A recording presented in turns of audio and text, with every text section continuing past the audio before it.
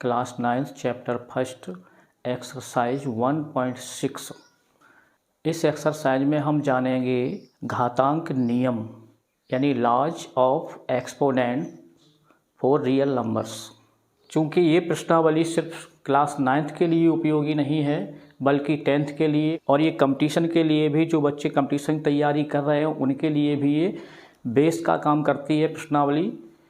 तो इसमें घातांक नियम और इसमें जो करणी घात आती है जिसको हम सर्ड बोलते हैं, इन सब का नॉलेज होना हमें आवश्यक है। तो यहाँ हमने ये 3 संख्याएं ली जिसमें हमने x to the power n, x to the power 0, x to the power -n। तो यहाँ हम देखेंगे तो ये हमारा शून्य है और यहाँ हम n यानी कि पॉजिटिव इंटीजर के रूप में रखेंगे और यहाँ -n यानी कि नेगेटिव इंटीजर के रूप में, और x यहाँ रियल नंबर है। अब यहाँ ध्यान देना हमको कि x हमारा ग्रेटर देन हो 0 से, उस कंडीशन में हम इसको समझेंगे। तो यदि x पर घात 0 हो तो इसको x घात 0 बराबर ये सदैव 1 होगा, और यदि x पावर n है इसमें तो इसे हम यथावत रखेंगे या हम इसे रूट फॉर्म में भी लिख सकते हैं। इनको हम इस तरह से भी लिख देंगे x 1/n, और इसे हम इस तरह से लिखेंगे 1/x पावर n, या हम इसे इस प्रकार से भी लिख सकते हैं रूट लगा करके x 1/n। तो इसके ही माध्यम से हम आगे समझने की कोशिश करेंगे। तो सबसे पहले हमें ये जानना है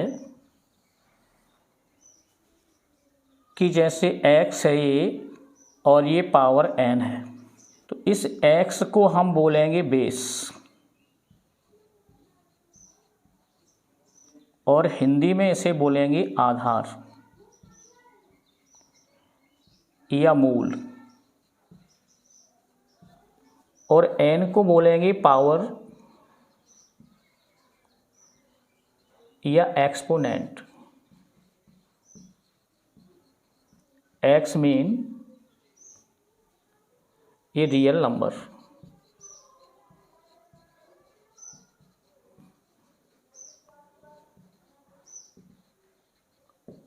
पॉजिटिव मान के चलेंगे इसे। अब इसे हम इस फॉर्म में भी लिख सकते हैं। तो जब इस फॉर्म में लिखेंगे तो हमें इस चिन्ह को भी ध्यान रखना है। तो इसको हम रूट बोलते हैं और इसको हम सर्ड भी बोलते हैं यानी करड़ी, और इसी को हम कहते हैं रेडिकल साइन।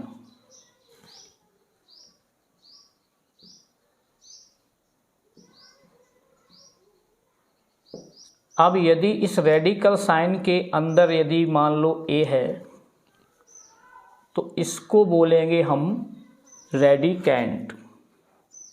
तो ये हमें छोटी छोटी बातें हैं, ये जानकारी होना आवश्यक है। अब इनसे संबंधित हम नियम पे चलेंगे। तो अभी तक की जो पिछली कक्षाओं में हमने गुणनखंड करना सीखा, फैक्टराइज करना सीखा।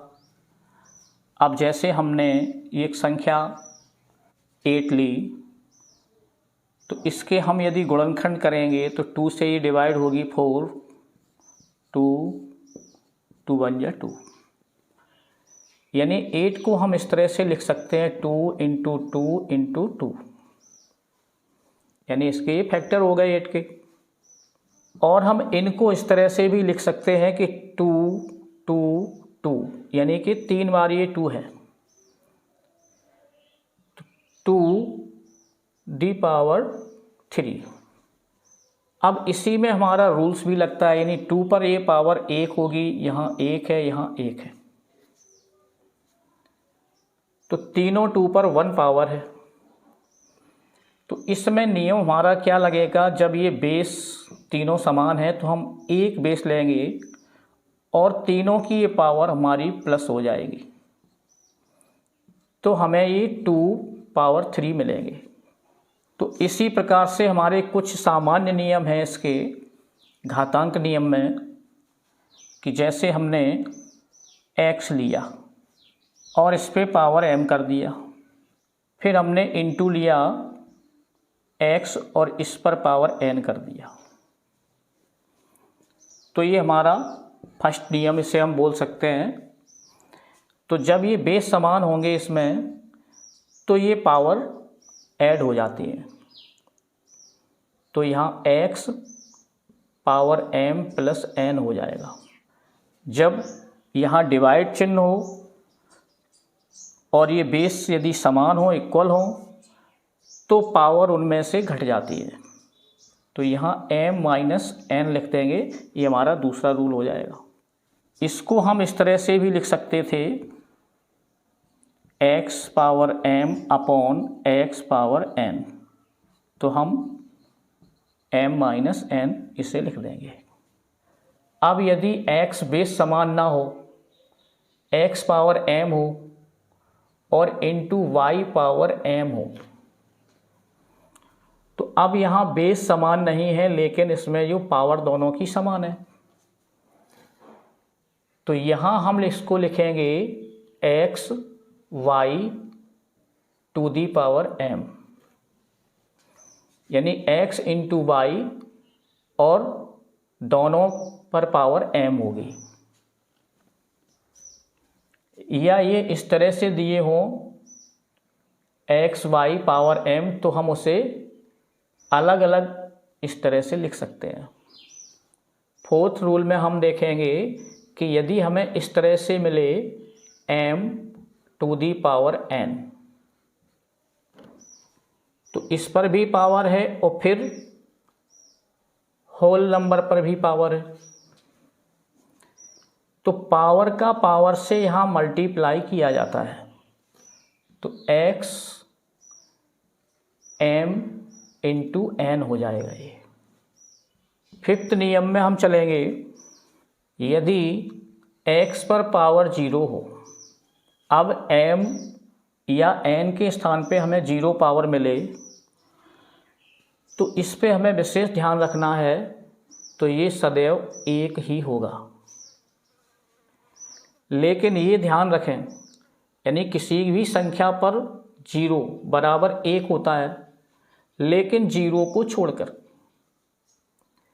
यदि यहाँ हम x इक्वल 0 कह दें, तो यहाँ 0 पावर 0 बराबर 1 ये नहीं होगा, तो यहाँ 0 यानी कि कुछ है ही नहीं, तो उस पर शून्य, तो 0 पर घात यदि 0 हो तो 1 नहीं होगा। और इसके अलावा किसी भी संख्या चाहे प्लस की हो चाहे माइनस की हो, उस पर यदि घात 0 हो तो सदैव 1 ही हमें मिलेगा। तो यहाँ हम 0 और ये पावर 0 इक्वल ये 0 ही लिखेंगे। अब इसके अलावा हम कुछ जो रेडिकल फॉर्म में हमें संख्याएं मिलेंगी उन पर भी ध्यान देना होगा। अब यदि कोई संख्या हमें इस रूप में मिलती है कि रूट यदि x होता है और इस पर पावर n होती है, करणी घात n होता है, तो ये रेडिकल फॉर्म में हम इसको देखेंगे, तो जब हमें इस फॉर्म में मिलेगा तो इसको हम सर्ड फॉर्म कहेंगे या रेडिकल फॉर्म कहेंगे, या इसे हम जनरल फॉर्म कहेंगे। ये जनरल फॉर्म होगा हमारा, और यदि इसे हम इस तरह चेंज कर दें तो इसे हम कहेंगे इंडेक्स फॉर्म।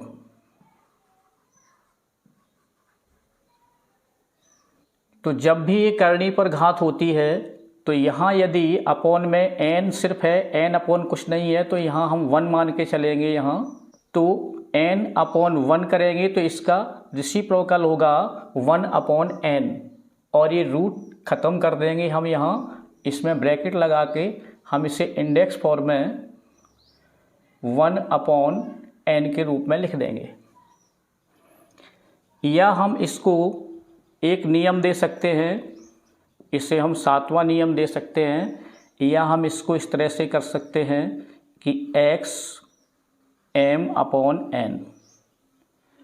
तो इस तरह से यदि हमें कभी मिलता है तो हम इसे x और ये n/m करके लिखेंगे, यानी इसका उलट जाएगा ये, और हमारा रूट ख़त्म हो जाएगा। या हम इसको इस तरह से भी लिख सकते हैं, यदि हमें x/y यहाँ दिया हुआ है और यहाँ m/n दिया हुआ है, तो ये x/y और ये हो जाएगा n/m, तो ये पलट जाएंगे। यदि हमें कभी x/n मिलता है और यहाँ भी n मिलता है, यानी ये दोनों घात समान होते हैं, करनी के अंदर वाली भी करनी घात भी, तो हमें ये x प्राप्त होगा, यानी इस रूल के अनुसार। तो इसको हम ऐसे लिख सकते हैं x n, और ये करनी हटेगी तो ये हो जाएगी 1/n, और इनका हम घात का मल्टीप्लाई करेंगे तो ये होगा x n × 1/n, तो n से n ये कट जाएगा, तो यहाँ हमें मिलेगा सिर्फ x। तो ये हमारा इस तरह से रूल बनेगा। तो कोई भी संख्या इस तरह से हमें मिले तो हमें जो भी बेस है वही आंसर होगा। अब यदि हमें x पर पावर -n मिले कभी, तो इसमें माइनस को हम 1/n करके मानेंगे। सदैव ये ध्यान रखें कि माइनस को हम 1/n लेकर के चलेंगे, और जो भी पावर है वो डिनोमिनेटर में आकर के प्लस की हो जाती है। तो इससे हम 1/x⁴n प्लस की बोल देंगे, या हम इसको यदि 1 है ऊपर तो 1/x और होल पावर n हम इस तरह से लिख सकते हैं। तो लगभग हमारे ये रूल्स हो चुके हैं, फिर भी एक अतिरिक्त रूल के रूप में हम इसे भी इंगित करते हैं। जैसे हमें कभी रूट में x मिलता है, तो इसका मतलब है कि यहाँ ये 2 इसमें छिपा हुआ है, इसको हम स्क्वायर रूट ही पढ़ते हैं। तो यहाँ हम स्क्वायर यानी 2 को हम यहाँ लिखते नहीं हैं। जब भी कभी हमें रूट सिंगल हो और कोई भी यहाँ घातांक ना हो, तो हम समझें कि यहाँ पर 2 है। तो इसको जब हम इंडेक्स फॉर्म में लिखेंगे तो ये हमारा x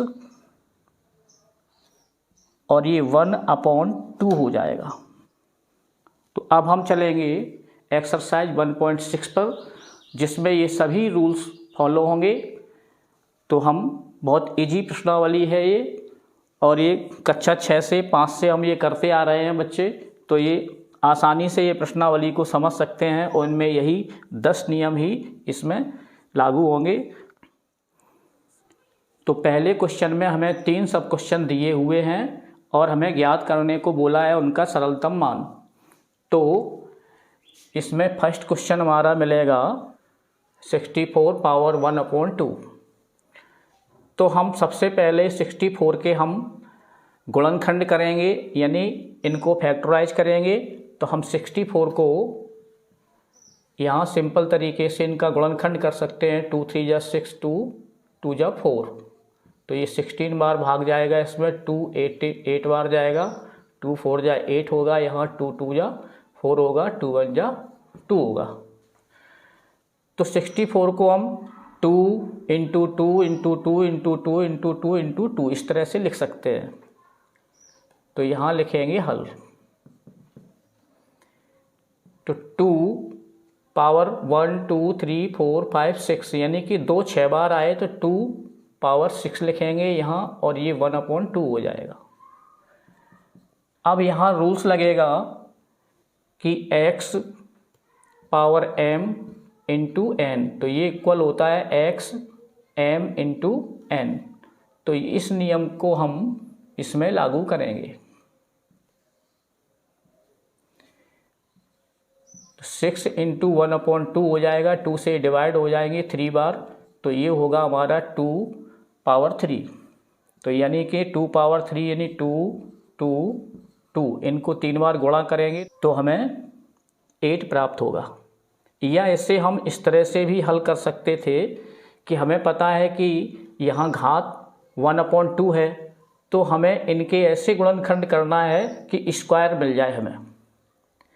तो यदि हम 64, इनको हम 8 स्क्वायर लिख सकते हैं, 8 इंटू 8 यानी 64। तो यहाँ 64 1/2, तो ये इक्वल होगा 8 पावर और ये 1/2।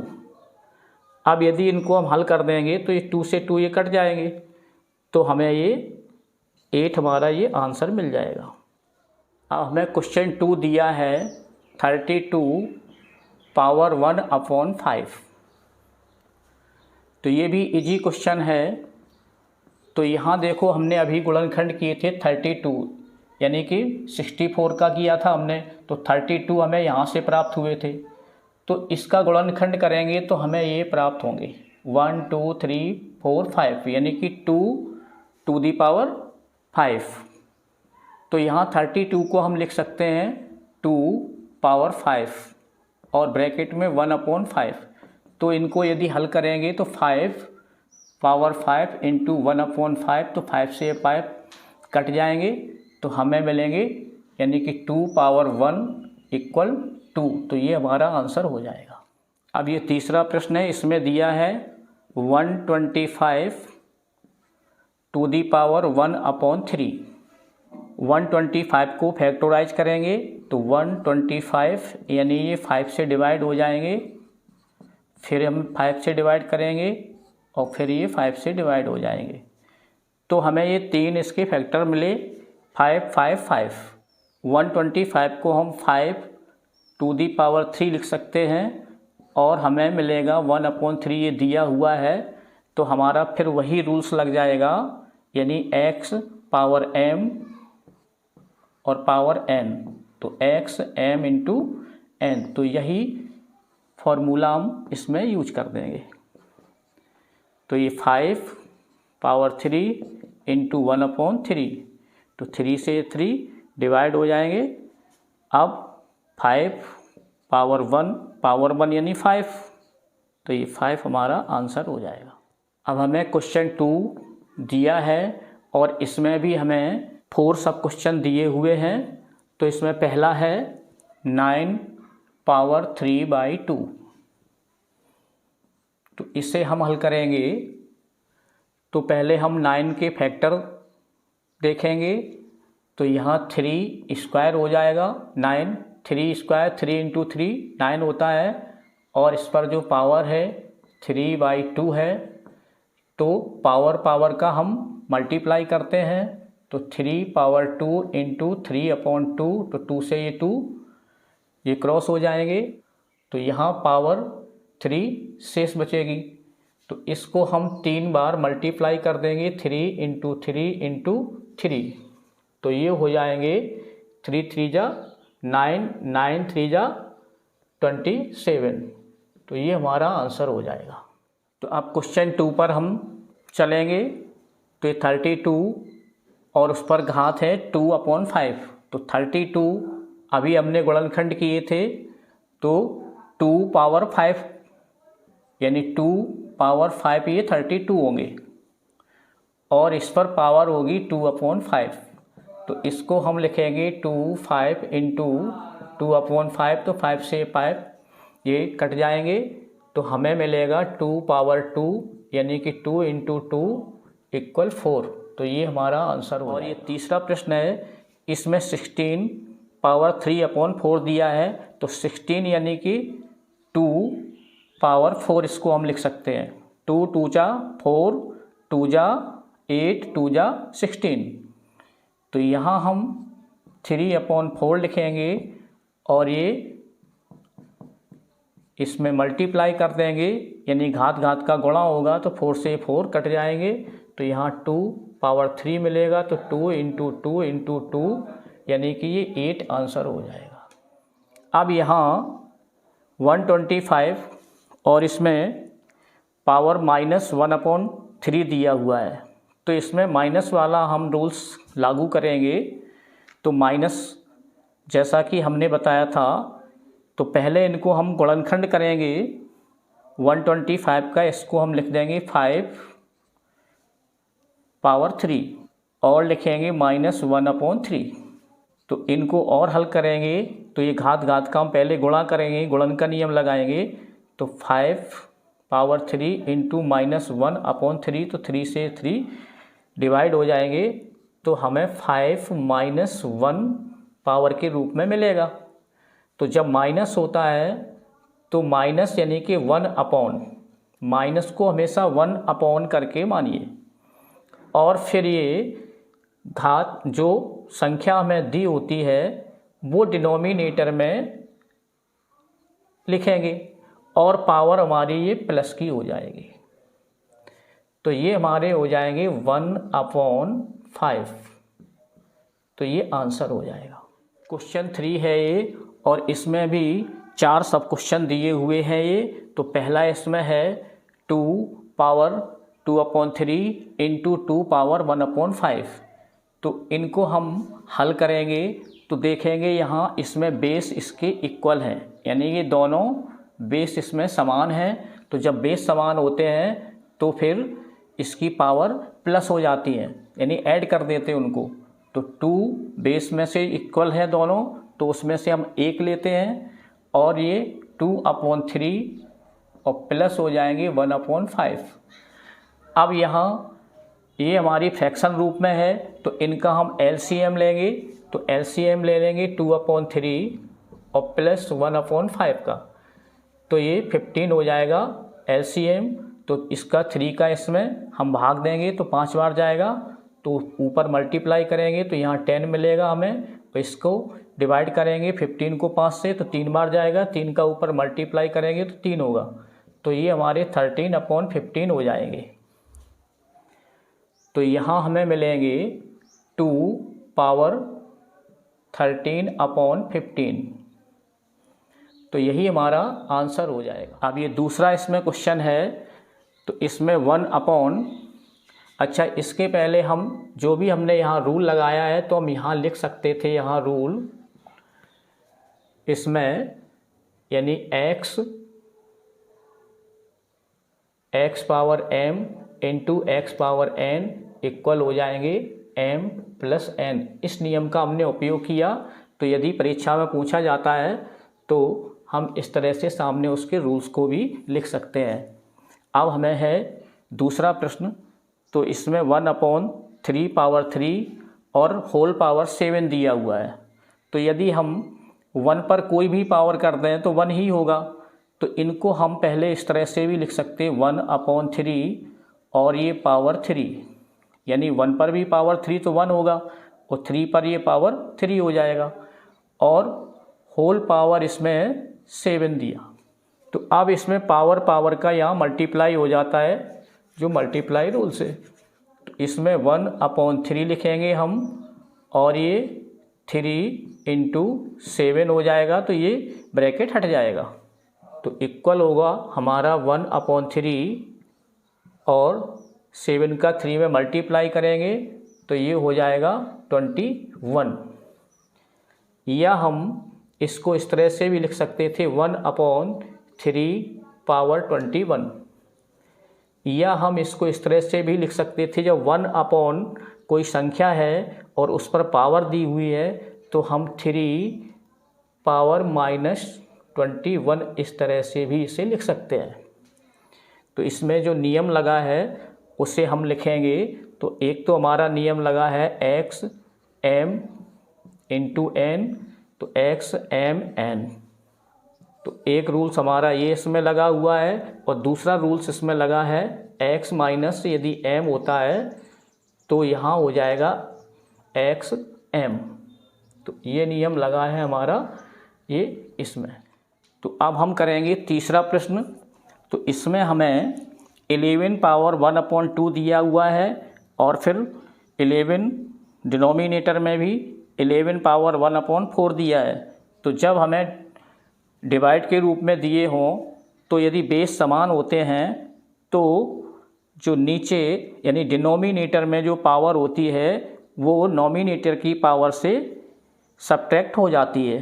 तो यहाँ हम 11 और 1/2 यानी नॉमिनेटर की पावर और माइनस डिनोमिनेटर की पावर 1/4। अब जैसे यहाँ प्लस में हमें मिला था इसी प्रकार से यहाँ माइनस में मिला, तो ये फ्रैक्शन रूप में हो गया। तो हम इनका एलसीएम लेंगे, तो इनका एलसीएम होगा 4, यानी 1/2 माइनस 1/4 का एलसीएम लेंगे तो 4 आएगा। इसको सॉल्व करेंगे, 2 2 जा 4 यानी 2 माइनस 4 1 जा 4 यानी 1, तो ये हो जाएगा 1/4। तो यहाँ मिलेगा हमें 11 पावर 1/4, तो यही हमारा आंसर हो जाएगा। तो ये रूल्स इसमें लगा हुआ। अब इसका अंतिम प्रश्न है, इस प्रश्नावली का भी अंतिम प्रश्न है और ये क्वेश्चन 3 का भी अंतिम सब क्वेश्चन है। तो 7 power 1/2 into 8 to the power 1/2। अब यहाँ देखना है हमें कि इसमें ये पावर दोनों की समान है, यानी 1/2 और 1/2 ये दोनों इक्वल है। तो जब पावर इक्वल होती है और मल्टीप्लाई होता है तो हमें 7 इंटू 8 यानी इनका मल्टीप्लाई करना है और पावर में से सिर्फ एक पावर इसमें रह जाएगी।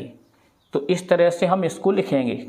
तो यहाँ हमारा कौन सा रूल लगेगा उसको भी लिख देंगे, यानी x power m into y power m। तो ये हो जाएगा